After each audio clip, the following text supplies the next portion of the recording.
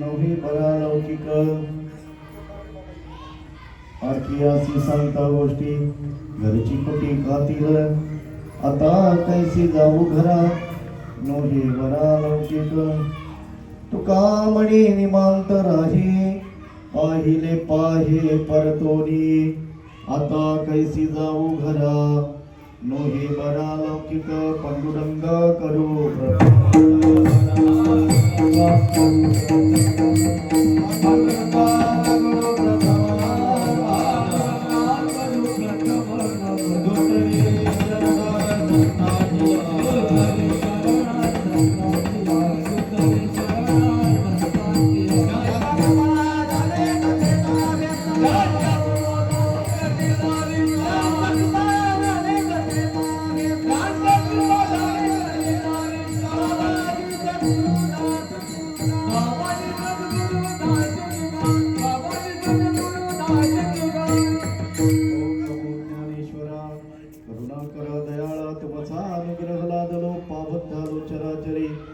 वचनैका कमलापती माझी रंकाची विनंती करजोडी तो कथी काळी आपण सावे जवळी मुकम करोति वाचालम अंबुलंगे तेजिरम यत्कुघात महे वंदे परमानंद माधवम शंकाकारं भुजगशयनं पद्मनाभं सुरेशं विश्वाधारं गगनसदृशं मेघवर्णं शुभांगं लक्ष्मीकान्तं कमलनयनं योगिभिर्ध्यानगम्यं वन्दे विष्णुभवभयहरं सर्वलोकैकनाथं कर्पूरगौरं करुणावतारं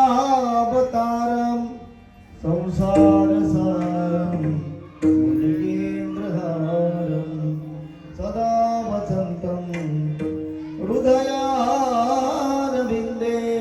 भवं भवानी सहितं नमामि भवं भवानी सहितं नमामि आत्मरूप गणेश स्मरण होय सकळ विद्यांचे अधिकरण तेची वंदे श्री चरण श्री गुरुजी ते नमस्कार ने आता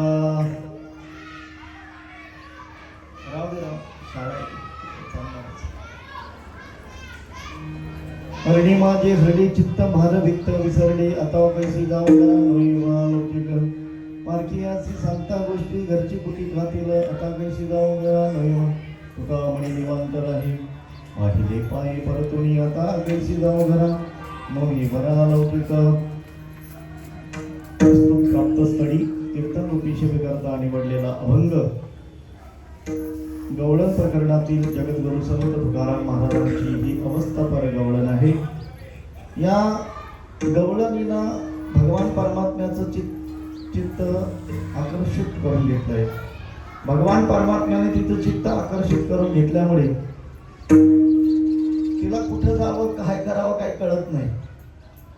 जेव्हा भगवान परमात्मा आपलं चित्त आकृष्ट करून घेतो तेव्हा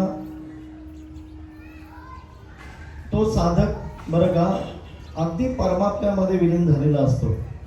आणि त्याप्रमाणे या गवळणीची अवस्था झाल्यामुळे ती म्हणते माझं चित्त भगवान परमात्म्याने हरण केलं. आता बरं का सगळं भार कुटुंबाचा भार आणि वित्त म्हणजे धनाचा भार पण मी विसरली. आता प्रापंचिक रूपी घराकडे मी कशी जाऊ, कारण तिकडे लौकिक बरा नाही. काही अनुभवी लोकांना पारखी म्हणजे काही अनुभव लोकांना जर ते सांगितलं गेलं तर बाकीची लोक नावं ठेवतात.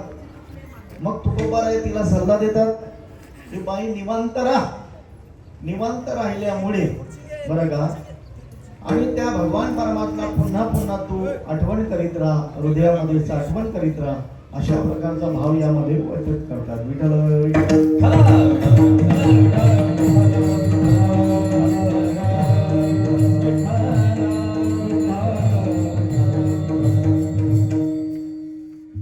अभंगाकडे वळण्यापूर्वी थोडक्यात परिहार तो असा की मासाना मार्गशीर्षोहम हा पवित्र मास आणि त्यामध्ये गीता जयंती याचा अवचित साधून काल आपण त्याच्यावर भरपूर बोललो. आदरणीय श्री गणेशजी रामभाऊ चौधरी यांच्या अनुषंगाने पूर्ण परिसरातील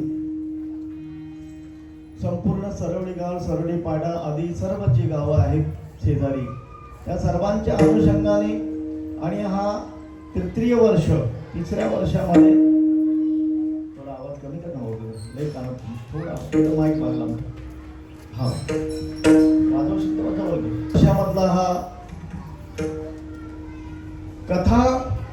कथेच्या माध्यमातून गीता जयंतीच्या औचित्य साधून आणि तिसऱ्या वर्षी मोठ्या आनंदाने उत्साहाने हा सप्ताह म्हणावा किंवा कथेचा भाग म्हणावा, सप्ताह म्हणावा लागेल, कारण इथे काकडा पण होत होता, हरिपाठ पण होत होतं नाही का. ज्या वारकरी संप्रदायाची नियमावली आहे ती सगळी काय होत होती. आणि म्हणून असा हा तिसऱ्या वर्षीही अगदी आनंदाने उत्साहाने संपन्न झालेला आहे. आपण सगळी मंडळी इथे रोज येत होतात म्हणून तुम्हालाही धन्यवाद देतो की जोपर्यंत सगळी लोक सहकार्य करत नाही तोपर्यंत कुठलं कार्य होत नाही, संपन्न होत नाही. म्हणून आपला योगदान फार महत्त्वाचं आहे. आपण तो योगदान केलेलं आहे. आपल्या सगळ्यांना धन्यवाद. विठ्ठल विठ्ठल.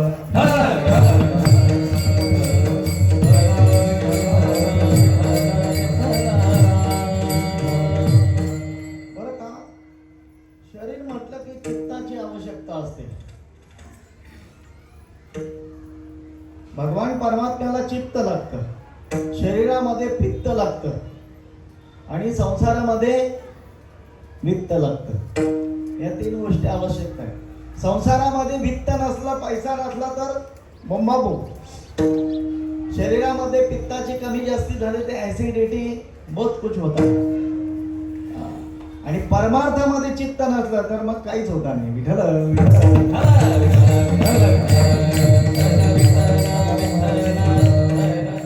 आणि ते चित्त भगवान परमात्मा आपलं आकृष्ट त्यांनी करायला पाहिजे. खरं म्हणजे परमात्मा कोणाच्या मागे लागत नाही आणि ज्याच्या मागे लागला त्याला सोडत नाही. जेवढ्यांच्या मागे लागतो ते सगळे भजन करायला लागतात, वारी करायला लागतात, हरिपाठ करतात, सगळ्या गोष्टी त्यांच्याकडनं घडतात. आणि म्हणून या भगवान परमात्म्याला फक्त चित्तच लागतं. साधू संतांच्या प्रमाणामध्ये आपण अगदी थोडक्यात सोडवणार आहे, कारण मला कृष्णाच्या लीला सांगायला खूप आवडतं. तेव्हा त्या मी जास्तीत जास्त सांगणार आहे. मग तुम्ही असं म्हणा अभंग कमी सोडवला नाही. अभंग पण आपण आता कृष्णाच्या लीलाचा दंडक तो आहे साधू संतांचा, तो आपण पाळला पाहिजे. त्याच्या लीला वर्णन केल्या पाहिजेत नाही का. विठ्ठल विठ्ठल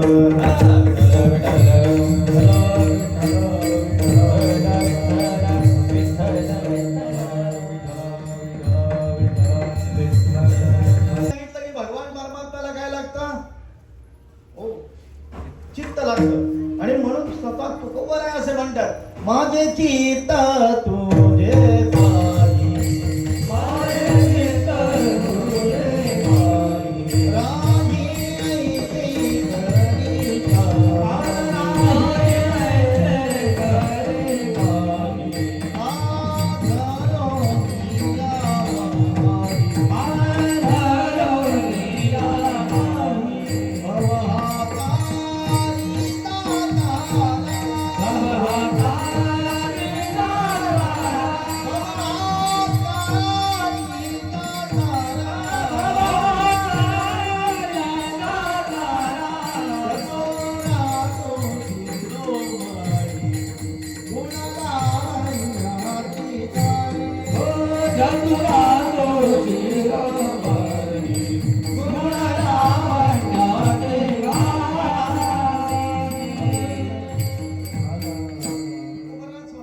माझे चित्त तुझे पायी, राही ऐसे करी राही ऐसे करी काही. तेव्हा माझं चित्त तुझ्या पायाजवळ राहू दे असं काहीतरी कर. म्हणजे ज्या अर्थी तुकोबारायांसारखा सत्पुरुष साधू पुरुष जर भगवान परमात्म्याला सांगतात की माझं चित्त तुझ्या पायाजवळ लागू दे, त्यावरून आपलं चित्त किती लागत असेल ज्याचं त्यांनी चेक करून बघा. मला सांगायला वेळ नाही.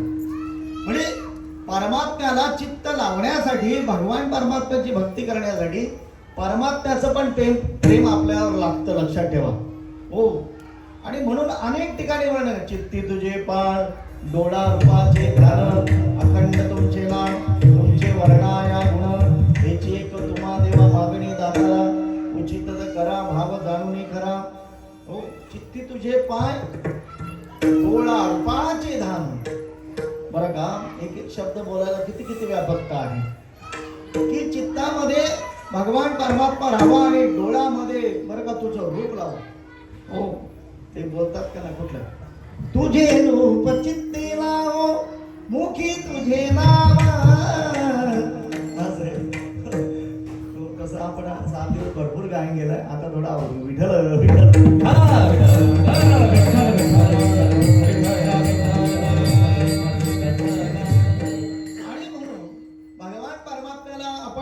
जेव्हा भजन करायला लागतो की हळूहळू चित्त तिथे लागतं. हो, आणि मग असे जे भक्त जर एकत्र आले ना, एकत्र आल्यानंतर गीता माऊली म्हणते की ते भक्त एकत्र आल्यावर एकमेकाला अनुभव शेअर करतात. मत चित्ता मद्गत प्राणा बोधयंत परस्परम कथयंत क्षमाम नित्यम तुष्यंती च रमन्ते. मत चित्ता मद्गत प्राणा, बरं का, माझ्यावर त्यांनी चित्त अर्पण केलेलं, त्यांचं प्राण पण मला देऊन टाकलेलं असतं ना. आणि असे भक्त एकत्र मिळाले तर ते एकमेकाला बरं का बोधयंत परस्परम, परस्परांना बोध करतात. कथयंत क्षमा नित्यम, कथा ते नित्य करत असतात. नित्य ओ सदा नाम घोष करू हरिकथा या नायाने नित्य तुष्यंतीच रमंतीच, त्यामध्ये त्यांना तुष्टता येते, त्यामुळे ते रमत राहतात.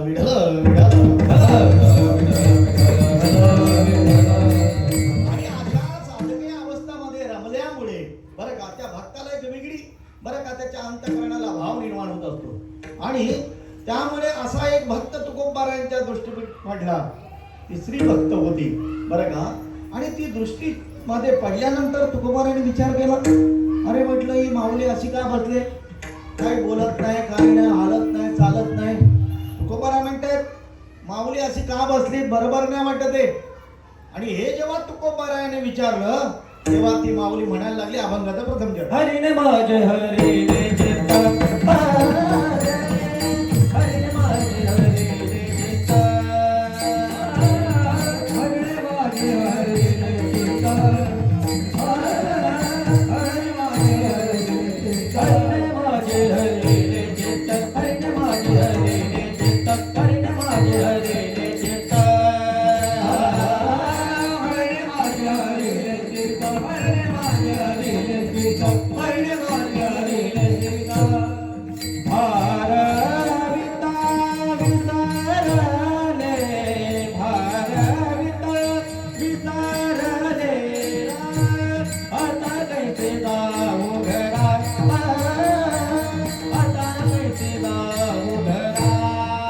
भारविता विसरले, भारविता विसरले,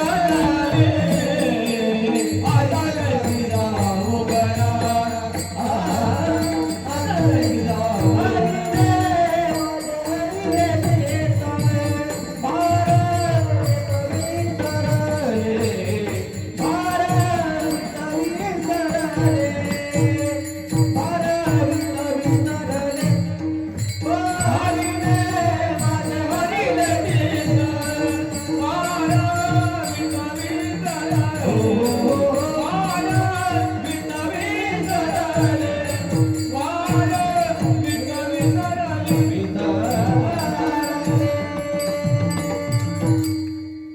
ती गवळण माता म्हणते तुकोबारायांना, हरिणे माझे हरले चित्त.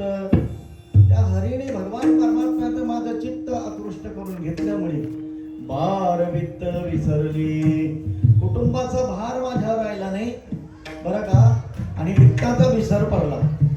या दोन्ही गोष्टी माणसाच्या परमात्मापर्यंत पोहोचण्यासाठी बाधक ठरक असतात. कुटुंबाचं साह्य आपण परमात्म्यापर्यंत पोहोचण्यासाठी घ्यायचं असतं, पण एकदा परमात्मा प्राप्त झाला की मग कुटुंबाची आवश्यकता नाहीये बरं का. मग लाथाडीला संसार केला षड उर्वीचा मार, मग संसाराला तो लाथाडला जातो, पण जोपर्यंत परमात्म्याची प्राप्ती होत नाही तोपर्यंत त्या संसाराला लाथाडता पण येत नाही. हा लक्षात ठेवा, उपजीविकेसाठी तो लागतो. आणि हा संसार, यामध्ये तो संसार घडण्यासाठी वित्ताची पण तेवढीच आवश्यकता लागते. पैसा पैसा नसला तर संसार होतच नाही. बटाटे आणली तरी पण पैसाच लागतो आणि टॅमॅटो आणली तरी पैसाच लागतो. सगळ्या गोष्टीला पैसा लागतो, तुम्हाला माहिती आहे. आणि त्यामुळे ती म्हणते गौडम माता की चित्त आकृष्ट केल्यामुळे भार वित्त विसरले आणि मग मला तो संसाराचा भार पण राहिला नाही आणि वित्ताचा पण विसर पडला. आता धनाला आणखी अनर्थ भरपूर आहे, कितीतरी वेळ आपण अभंगावर बोलू शकतो. पण भार वित्त विसरल्यामुळे बरं का गोपाराय म्हणतात मग एवढा सगळा तुला विसर पडला मग घरी जा. तेव्हा ती काय म्हणायला लागली आपण आता कैसी जाऊ घरा, आता कैसी जाऊ घरा, आता कैसी जाऊ घरा, आता कैसी जाऊ घरा, आता कैसी जाऊ घरा, आता कैसी जाऊ घरा, आता कैसी जाऊ घरा, आता कैसी जाऊ घरा, आता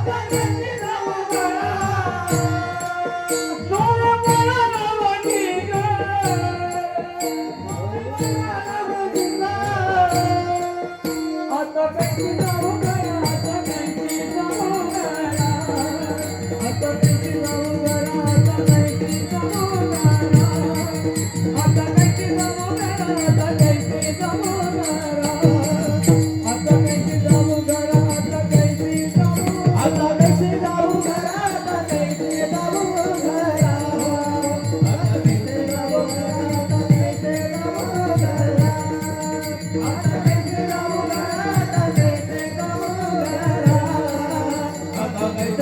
घरा.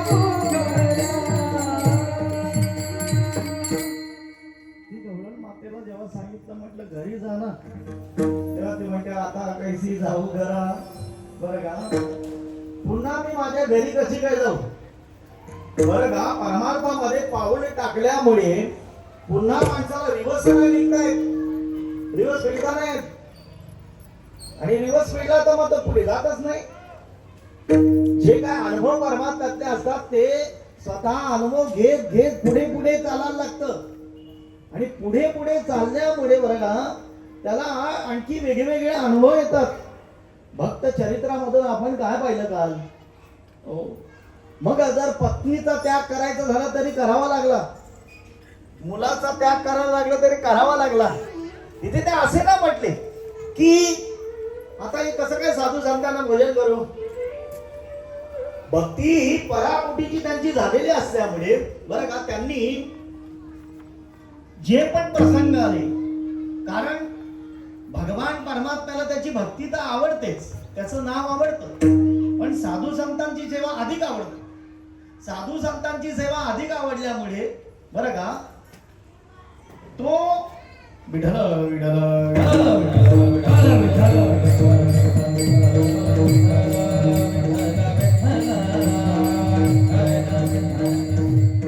ते नंतर घेऊया, इकडे घेऊ आता कॅमेरा, कीर्तन जाऊ दे त्याच्यात. की बरं का एकदा माणूस पुढे टाकलं त्याने भाऊ की माणूस मागे येत नाही, परत माघारी नाचावले म्हणा लागले सेगोरी ते जिभेने सोडायचे जाणे. हा भक्तीचा अनुभव आहे, लक्षात ठेवा. आणि तो भक्तीचा अनुभव बरं का माणसाला ग्रहण करण्यासाठी हो विठ्ठल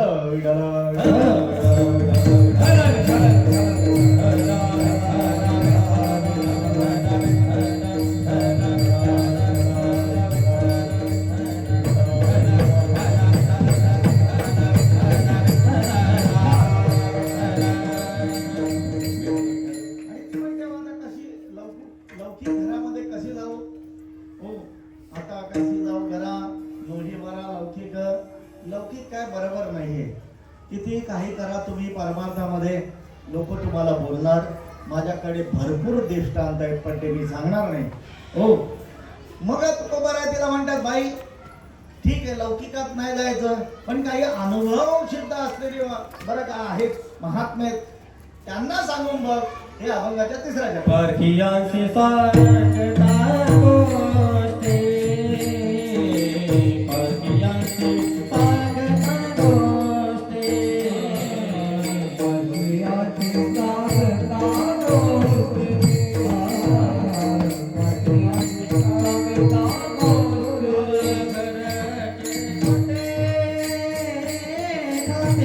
खातेला घराची मुठी खातेला आता कैसे जावो घरा घरा आता कैसे जावो घरा घरची मुठी खातेला घरची मुठी खातेला घराची मुठी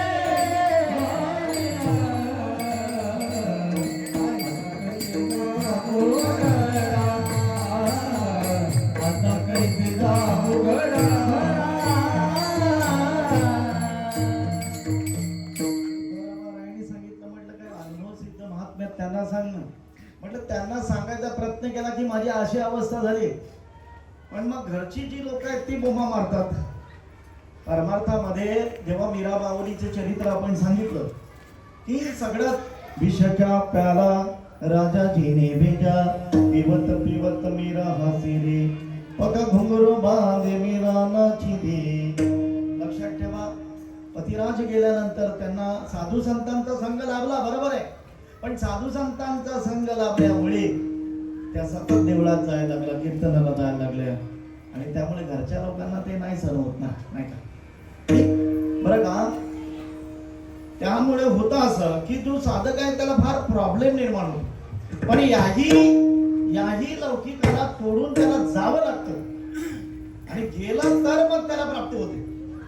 अशा मीरा माऊलींनी सगळ्या जगाचा बरं का घरादाराचा त्याग करून आणि साधू संतांचा संघ पकडला, आणि त्या साधू संतांचा संघ पकडल्यामुळे ती मीरा माऊली भगवत भक्तीला नवे नवे भगवत स्वरूपाला प्राप्त झाली. विठ्ठल विठ्ठल.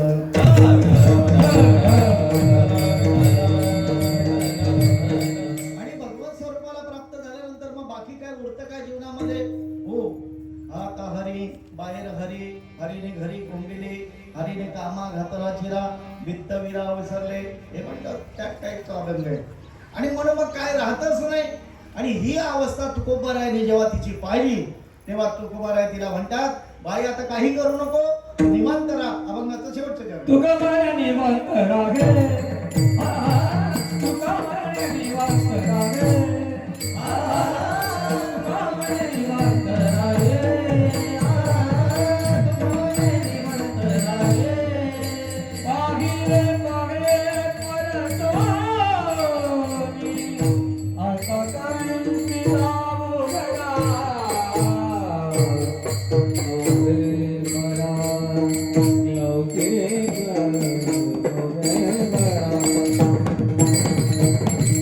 मोघे बरा लौकिक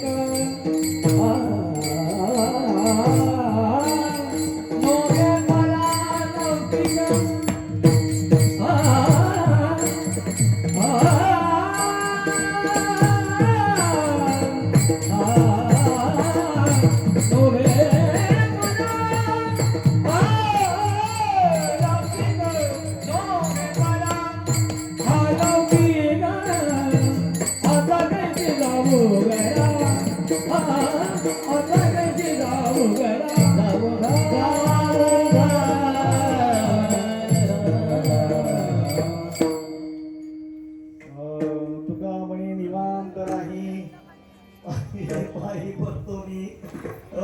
तुकोबाराय तिला सांगतात, बाई आता निवांत राहा आणि पुन्हा पुन्हा पाहत राहा त्या परमात्म्याच्या स्वरूपाला. मला सांगा, पांडुरंग परमात्मा जो विटेवर उभा आहे तो काळा आहे का सुंदर आहे? कोण कोण पंढरपूरला गेलाय सांगा, काळा आहे का नाही? मी तर काळाच पाहिला बाबा. थाईचाच काळा अनादि बहु काळा बेनुनिया वेदा चाळा लाविले, मग तो काळा आहे ना.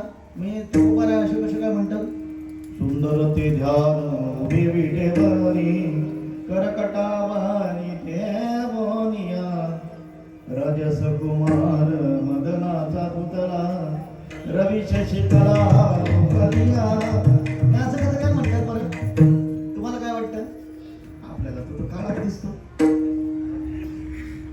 त्याला कारण आपण जे बरं का त्याचं बरं का स्वरूप बघतो ते तटस्थ लक्षण आहे आणि स्वरूप लक्षण वेगळं आहे.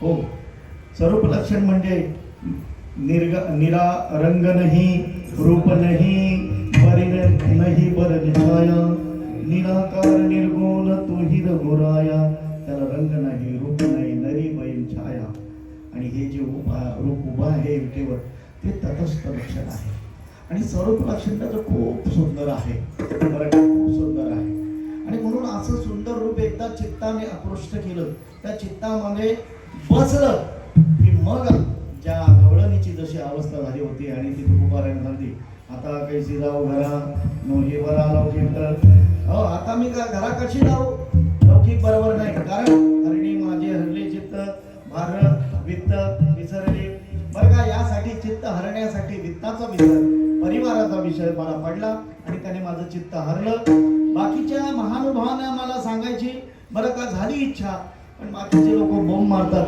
म्हणून त्यालाही सांगितलं नाही म्हणून तुका म्हणे निवांत राही पाहिले पाय बरतुनी तू आता निवांत राहा आणि पुन्हा पुन्हा त्या परमात्म्याचं रूप साठव विठोबार कुमारी हरी रे विठोबार कुमारी विठोबार कुमारी विठोबार कुमारी विठोबार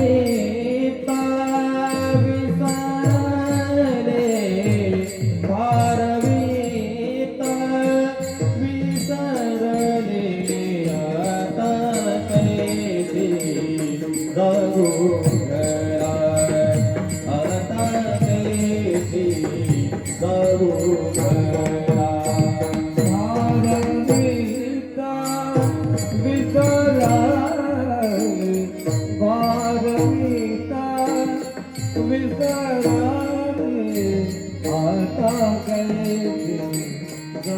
आता कशी जाऊ घरा डोबे परा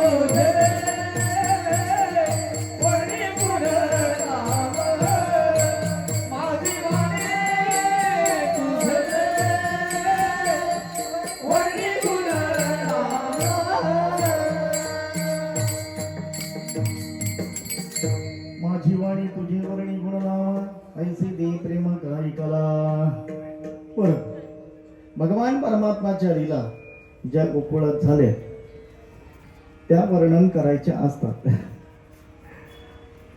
मथुरेत केल्या, द्वारकेत केल्या, पण गोकुळातल्या लीला वर्णन करायच्या सगळ्यांना माहित आहे. आणि त्यामुळं या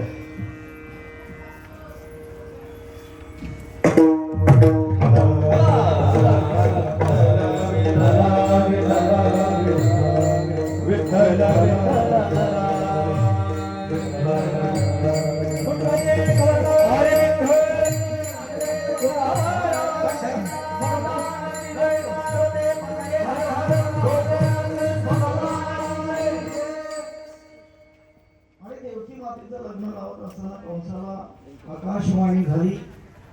म्हटलं तिच्याच गर्भातून येणार आठवत तुझं वध करेल. त्याने म्हटलं येतच कसं जन्माला बघतो ना, डायरेक्ट जेलमध्येच टाकलं दोघांना, वसुदेव आणि देवकी. आणि देवकीला टाकल्यानंतर बरं का, पहिल्या बाळाला तो नाही म्हणत होता, नको कशाला मारा, बाळ काय करणार आहे नाही का. पण देवतांनी सांगितलं यांनी पाप नाही केलं तर मग परत याचा हत्या करता नाही येणार, म्हणून त्यांनी राजकारण केलं, नारदांना पाठवलं. ते म्हणते इकडून पहिला काय ना तिकडून पहिला काय, इकडून आठवा काय ना तिकडून आठवा काय, सर्ग सेम आहे. आणि म्हणून बरं का त्यांनी सांगितलं मार. हो, अशी 6 बाळ मारली. 7वा रोहिणीच्या गर्भामध्ये स्थित केला आणि मग रोहिणीच्या गर्भामध्ये स्थित केल्यानंतर 8वा भगवान परमात्मा आला. आणि भगवान परमात्मा आल्यानंतर बरं का सगळं मायेने सगळं हे करून ठेवलं होतं. सगळे राखणदार होते, द्वारपाल होते, सगळे अगदी व्यवस्थित झोपले होते. आणि मग भगवान परमात्मा सांगितले, नंदाच्या घरा मदनी गोकुळाला मला नंदाच्या घरामध्ये नाही. कारण ते म्हणाले असं कसं काय, आम्हाला नेता कसं येईल, कारण नको आता चाललंय ते बरं चाललंय आपलं, फक्त गायन करून देवा दे. तर म्हटलं आमच्या हातापायाला बेड्यात कसं नेता येईल. म्हटलं काय नाही, उचलून तर बघा, उचलीला कमळावधी पायीचे बंधने गळे दे. बरं का, भगवान परमात्म्याला उचलल्यानंतर पायाची बंधनं गळत असतात, लक्षात ठेवा. आणि जोपर्यंत देवाला आपण उचलत नाही तोपर्यंत आपली बंधनं गळत नाही. आणि त्यामुळे बरं का ती बंधनं गळली. भगवान परमात्म्याला उचललं कोणी म्हणतात, सुपात नेलं कोणी म्हणतात, टोपलीत नेलं, पण नेलं मात्र नक्की. हा, नेलं म्हणता पाऊस पडत होता, शेषाने फणा पकडला होता. आणि अशा अवस्थेमध्ये भगवान परमात्म्याला नेलं. बरं का, काय नाही, चरण पूजा झाली. हा, तुम्ही पण करू शकता कीर्तन झाल्यावर.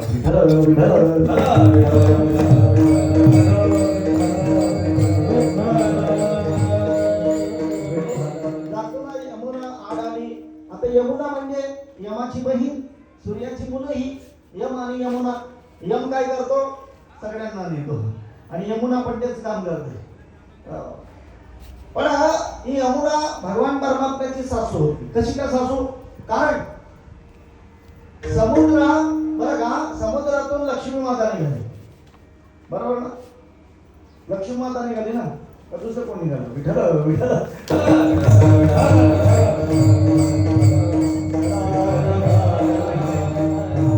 नद्या या समुद्राच्या पत्न्या असल्यामुळे बरं का ही कोण झाली, भगवान परमात्म्याची सासू झाली. आणि सासूला इतका आनंद होतो, म्हणजे प्रत्येक सासूला असा आनंद होतो की जावई आपल्या घरी आल्यानंतर नाकातला मोठी ठेवी घाल.